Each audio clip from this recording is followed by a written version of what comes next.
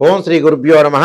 వాగర్ధావి సంప్రోక్తో వాగర్ధ ప్రతిపత్తే జగతో పితరం వందే పార్వతీ పరమేశ్వరో వ్యాసాయ విష్ణురూపాయ వ్యాసరూపాయ విష్ణవే నమో వై బ్రహ్మనిధి వాసిష్ఠాయ నమో నమ. గురు బ్రహ్మ గురు విష్ణు గురుదేవో మహేశ్వర గురు సాక్షాత్ పరబ్రహ్మ తస్మై శ్రీ గురవే నమ. ఓం శ్రీ మాత్రే నమ. బుధగ్రహము అంటే బుధుడు బుద్ధిని ప్రసాదించే గ్రహం అంటారు.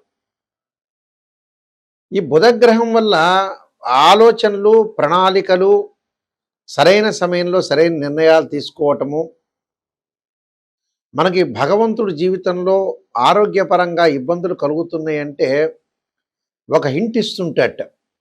అంటే ప్రతిదీ కూడా మనకు సిక్స్త్ సెన్స్ అంటాం మనం. చాలా ఇంపార్టెంట్ ప్లానెట్ ఏమిటి అంటే నవగ్రహాల్లో బుధుడు. అంటే మనం ఎంత చదువుకున్నా కూడా ప్రాపంచిక జ్ఞానం అనేది తెలుసుకోవాలి. అంటే మనం ఏం చేస్తున్నాం, ఏం చేయట్లేదు, ఎలా నడవాలి అనే తెలపగలిగేదే బుధుడు.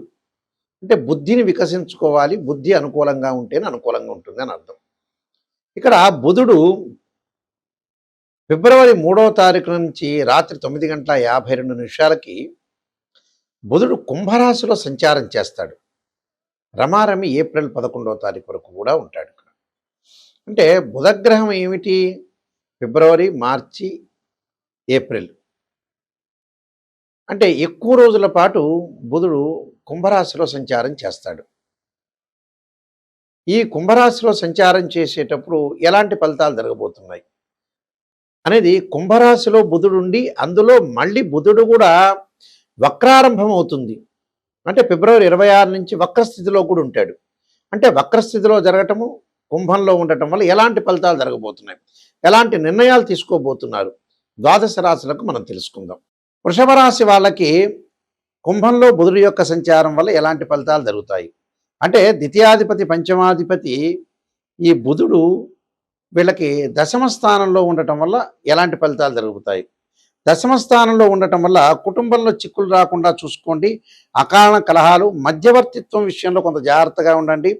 భోజన వస్తు విషయంలో జాగ్రత్తగా ఉండాలి. బంధుమిత్రులతో స్నేహబంధంతో చాలా ఇంపార్టెంట్గా తీసుకో. అంటే అపవాదాలు అనుమానాలు రాకుండా, పై అధికారుల యొక్క ఆగ్రహానికి గురి కాకుండా కొంత బద్ధకాన్ని తగ్గించండి, సోమరితనాన్ని తగ్గించుకోండి. కొన్ని అశుభవార్తలు వినే అవకాశాలు ఉంటాయి. వృత్తి ఉద్యోగ వ్యాపారాల రంగాల్లో కొంత సంతృప్తి ఎక్కువగా ఉండే అవకాశాలు ఉంటాయి. అంటే సంతృప్తి అంటే మధ్య రకంగా సంతృప్తి ఉండే అవకాశాలు ఎక్కువ ఉంటాయి. అంటే కొంత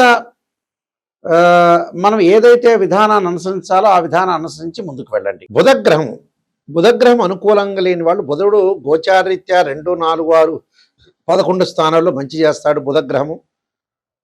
ఈ బుధగ్రహం వల్ల వాణిజ్యము, వ్యాపారము, అలానే డెవలప్మెంట్ స్కిల్స్, లైఫ్ని ఎలా ప్రణాళికాబద్ధంగా వేసుకోవాలి, ఎలా ప్రణాళికలు మనం అనుసరించాలి చెప్పగలిగే గ్రహమే బుధుడు.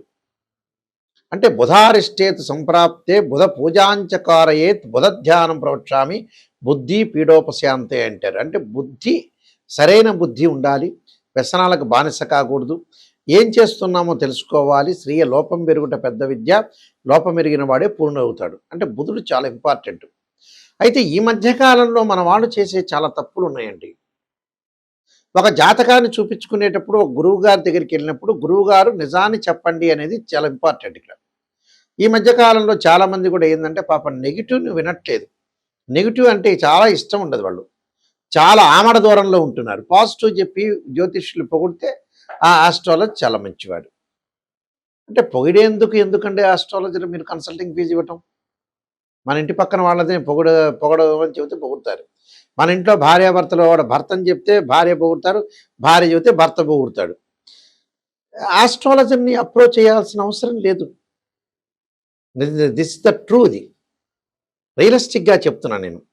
ఎందుకంటే ఎప్పుడైనా సరే లైఫ్లో మనిషి ఎక్కువ కాలం బతకలేదు, బతకడు కూడా. పునరపి జననం పునరపి మరణం అంటారు. చచ్చిపోవటం ఖాయం, చనిపోవటం చాలా ఖాయం. సారీ, దీనిలోనే ఒక వర్డ్ వాడని, చచ్చిపోవటం అనేది అసలు వాస్తవంగా చచ్చిపోవటం అనే వర్డ్ కూడా వాడకూడదు, చనిపోవటం అనాలి. ఈ పాయింట్ వచ్చింది కాబట్టి నేను చెబుతున్నాను. అయితే అంటే కృతజ్ఞతాభావం, ఒక మనిషి చనిపోతే చనిపోయాడనే మాత్రమే వాడాలి, చచ్చిపోయాడనే మాట వాడకూడదు నిజం చెప్పాలంటే. అయితే ఇక్కడ ఒక వ్యక్తి పుట్టినప్పటి నుంచి కూడా సంతానం అవసరం, వివాహం అవసరం, ఉద్యోగం అవసరం, డబ్బులు అవసరమే. చాలామంది ఏం చేస్తున్నారంటే ఒక ఆస్ట్రాలజర్ని అప్రోచ్ అయినప్పుడు అమ్మాయి పెళ్లి కాకపోయినా పర్లేదు, అబ్బాయి పెళ్లి కాకపోయినా పర్వాలేదు, ఎన్ని సంవత్సరాలు అలా ఉంటాం, కానీ జాతకాన్ని చూపించుకోము, జాతకాల్లో ఉండే రెమెడీస్ అనేవి పరిహారం చేసుకోము అని అంటుంటారు. అంటే మెజారిటీ ఆఫ్ ద పీపుల్ చెడిపోవడానికి అదే కారణం. కొంతమంది డాక్టర్ దగ్గరికి కూడా వెళ్ళరు, అంటే డబ్బులు ఖర్చు అవుతాయి. ఒక షుగర్ వచ్చిందనుకోండి, ట్యాబ్లెట్ వాడని వాడున్నాడు, బీపీకి ట్యాబ్లెట్ వాడిన వాడున్నాడు. అలానే ఆరోగ్యపరంగా ముందుగా చూపించుకొని వాడు ఉన్నాడు. కానీ లగ్జరీ ఐటమ్స్కు డబ్బులు పెట్టి కొంటారు. అసలు మనిషి చెడిపోవటానికి కారణం ఏంటంటే డబ్బే. ధనం మూలం మెదం జగత్. అంటే డబ్బు నెససరీ, కానీ డబ్బు దేనికి ఖర్చు పెట్టాలో దానికి ఖర్చు పెట్టకపోవటం తెలియకపోవటమే జీవితంలో సక్సెస్ లేకపోవటం. చాలామంది ఉంటారు, అమెరికాకి వెళ్తుంటారు, యుఎస్ వెళ్తుంటారు, జర్మనీలో ఉంటారు, విపరీతంగా ఖర్చు చేస్తుంటారు. కానీ ఆస్ట్రాలజర్ని అప్రోచ్ అయ్యి అసలు మన జాతకంలో ఏముంది అని నిజం తెలుసుకోరు. ఇందులో ఆస్ట్రాలజర్కి నష్టం వచ్చేది ఏమి ఉండదు. వాళ్ళు మోసం చేసుకున్నట్టు, అంటే వాళ్ళ జీవితాన్ని వాళ్ళు మోసం చేసుకున్నట్టు. ఒక అబ్బాయికి పెళ్లి కాలేదు, చాలా సంవత్సరాల పాటు యుఎస్లో ఉన్నారు, 79 డేట్ ఆఫ్ బర్త్ అనుకోండి, 80 డేట్ ఆఫ్ బర్త్, 76. ఇంకా అతను ఆలోచన చేస్తుంటాడు. అంటే మ్యారేజ్ బ్యూరోకి కూడా డబ్బులు కట్టకుండా ఏం చేస్తాడండి? ఆ డబ్బులు మొగుడు పెళ్ళాం ఇద్దరు భార్యాభర్తలు పెళ్లి చేసుకుంటారు, వధువు వరుడు పెళ్లి చేసుకున్న తర్వాత సంతానానికి ఆలోచన చేస్తుంటారు. డాక్టర్ని అప్రోచ్ చేయాలంటే సంతానానికి ఇంత ఖర్చు అవుతుంది, 1-2 లక్షలు ఖర్చు అవుతుందని ఉద్దేశంతో డాక్టర్ దగ్గరికి వెళ్ళరు. కానీ బిజీ షెడ్యూల్ ఉంటుంది, డబ్బులు సంపాదిస్తారు. ఆ డబ్బంతా ఎక్కడ పోయాలి? అంటే ప్రాపంచిక జ్ఞానం తెలియట్లేదు వీళ్ళకి. ఒక అబ్బాయికి ఒక అమ్మాయి వైజాగ్లోనో, రాజమండ్రిలోనో, గుంటూరులోనో ఎక్కడ ఉంటే ఈ లోపల కారు ఖర్చు అవుతుందని వెళ్ళని వ్యక్తులు ఉన్నారు మా దగ్గర. డబ్బు ఖర్చు, డబ్బే ఇక్కడ. అసలు డబ్బు మంచి చేస్తుంది, చెడు చేస్తుంది. ఇక్కడ డబ్బు వల్ల ఏమవుతుందంటే అసలు దానికి ఖర్చు పెట్టడం. మళ్ళీ వాళ్ళు కూడా పిసినారితనమా? ఆహనా పెళ్ళంట సినిమా చూసే ఉంటారు. కోటా శ్రీనివాసరావు యొక్క పాత్ర పిసినారితనం, ఒక పాత్ర చూపిస్తారు అక్కడ. చూపించి అలా పిసినారితనంగా ఏమైనా ఉంటాడా? అలా ఉండడు. మళ్ళీ సెల్ కొంటాడు, ఎంజాయ్మెంట్ చేస్తాడు, 60,000 రూపాయలు శాంసంగ్ ఫోన్ కొంటాడు, రకరకాల ఫోన్లు కొంటాడు, టీవీ కొంటాడు, కంప్యూటర్ కొంటాడు, అన్ని కొంటాడు, ఫ్లైట్లో వెళ్తుంటాడు, అన్ని రకాలు చేస్తుంటాడు. కానీ లైఫ్కి మనం పనికొచ్చేది ఏంటి? ఈ లోపల అప్పులు ఇస్తుంటాడు, వేరే వాడికి అప్పులు ఇస్తుంటాడు, కొన్ని కోట్ల రూపాయలు పోగొట్టుకుంటాడు, లక్షల రూపాయలు పోగొట్టుకుంటాడు, వ్యసనాలకు బానిస అవుతాడు. ఇవన్నీ చేస్తాడు మనిషి. అంటే ఇవన్నీ మనిషి డబ్బుని పెట్టి ఏం చేయాలో అర్థం కావట్లే. మనం మంచి విషయానికి డబ్బు ఖర్చు పెట్టాలండి, ఒక డాక్టర్ని ఖర్చు పెట్టాలి, ఒక మ్యారేజ్ బ్యూరోకి డబ్బులు ఇవ్వాలి, ఒక దూర ప్రయాణం చేయాలి. మంచి అనేది ఎప్పుడూ కూడా డబ్బిచ్చి కొనుక్కోవాలి, చెడు ఎప్పుడు కూడా డబ్బిచ్చి వదులుకోవాలి. అంటే ఇవన్నీ కూడా మీరు గ్రహించండి, రియలిస్టిక్గా గ్రహిస్తేనే. చాలామంది కూడా ఆస్ట్రాలజర్ దగ్గరికి వాళ్ళ దగ్గర వెళ్ళిన తర్వాత ఏం చేస్తుంటారంటే, గురువు గారు నెగిటివ్ చెప్పొద్దండి, పాజిటివ్ చెప్పడం ఒకటి, మేము అన్ని పూజలు చేసామని అబద్ధాలు చెప్పటం. ప్రజల్లో ఎలా ఉందనంటే నిజాన్ని చెప్పట్లేదు. నేను చాలామందిని చూశా. నేను 95 దగ్గర నుంచి ఈ ఫీల్డ్లో చాలా సీనియర్ ఆస్ట్రాలజర్ని, నెంబర్ ఆఫ్ ఆస్ట్రాలజీ బుక్స్ రాశాను. మా నాన్నగారు కూడా ఇంటర్నేషనల్ మెంబరు, మా గ్రాండ్ ఫాదర్ గారిని, వీళ్ళందరూ కూడా, మేమంతా కూడా ఇలా ఆస్ట్రాలజీ వేదంలో ఉన్న వ్యక్తులం. నిజాన్ని గ్రహించి నేను రీసెర్చ్ చేశాను, అసలు మనుషులు ఎందుకు బాగుపడట్లేదు అని. నిజంగా మనుషులు ఎందుకు బాగుపడట్లేదు కారణం ఏంటంటే వాళ్ళ తప్పులే.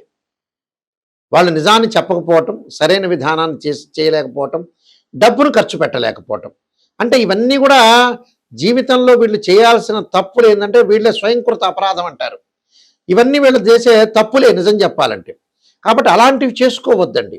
నిజంగా ఆస్ట్రాలజర్ని అప్రోచ్ కావండి. ఎవరైనా సరే, నా స్క్రీన్ మీద స్క్రోలింగ్ నెంబర్ పడుతుంది, ఆ నెంబర్కి మీరు ఫోన్ చేయొచ్చు, డైరెక్ట్గా నాకే వస్తుంది. అయితే నిజాన్ని తెలుసుకునే వ్యక్తులు మాత్రమే నాకు ఫోన్ చేయండి. నేను నెంబర్ ఆఫ్ 15 పుస్తకాలు రాశాను. అలానే కాలసర్పయోగము, కాలసర్పయోగ చంద్రిక, రాహుకేతులు, ఛాయాగ్రహాలు, పుత్రగణపతి వ్రతము, స్వప్నశాస్త్రము, అలానే జాతక చంద్రిక, వివాహ మార్తాండము, సర్వదేవతా గోత్రలు పార్ట్ 1, పార్ట్ 2, బృహత్ పరిహార సింధు, ఇలాంటి నెంబర్ ఆఫ్ వాస్తు ఆస్ట్రాలజీ సంబంధించిన గ్రంథాలని రాశాను. మీరు వీలైతే www.nayakhande.com nayakhande.in చూడండి. చూసి నిజాన్ని తెలుసుకునే వాళ్ళు మాత్రమే నాకు ఫోన్ చేయండి. అంటే జీవితంలో ఈ నాయకండి గారి దగ్గరికి వెళ్తే నేను బాగుపడతాననే వ్యక్తులు మాత్రమే నాకు ఫోన్ చేయండి. పొగిడే వ్యక్తులు ఎవ్వరు కూడా ఫోన్ చేయొద్దండి. పొగిడే వ్యక్తులు మీ పక్కింటికి డబ్బులు ఇవ్వండి, వాళ్ళు మిమ్మల్ని పొగుడుతారు. ఇలాంటి విషయాలన్నీ కూడా గ్రహించండి. అయితే బుధుడికి సంబంధించిన దోషాలు పరిహారం చేసుకోవచ్చు. బుధ జపము, అలానే ఆదిత్యాది నవగ్రహాల యొక్క ప్రదర్శన బుధవారం కూడా చక్కగా బుధుడి యొక్క హోమం చేయటం ఒకటి. అలానే బుధగ్రహం ఉంటుంది నవగ్రహాలు, అంటే పెసలు దానం చేయటం, అలానే గ్రీన్ కలర్ అంటే ఆకుపచ్చని క్లాత్ బట్ట దానం చేయాలి. ఆకుపచ్చని వస్తువులు, ఆకుపచ్చని సంబంధించినవన్నీ కూడా దానం చేయటం ఒకటి. అలానే బుధుడి యొక్క ప్రదర్శనలు చేయటం ఒకటి. విష్ణు సహస్రనామ పాలనం చేసుకోవాలి, లలితా సహస్రనామ పాలనం చేసుకోవాలి. అలానే దానం కూడా చేయటం వల్ల మంచి జరిగే అవకాశాలు ఖచ్చితంగా ఉంటాయి. మీరందరికీ కూడా మంచి జరగని ఆశిస్తూ సర్వే జనా సుఖినో భవంతు.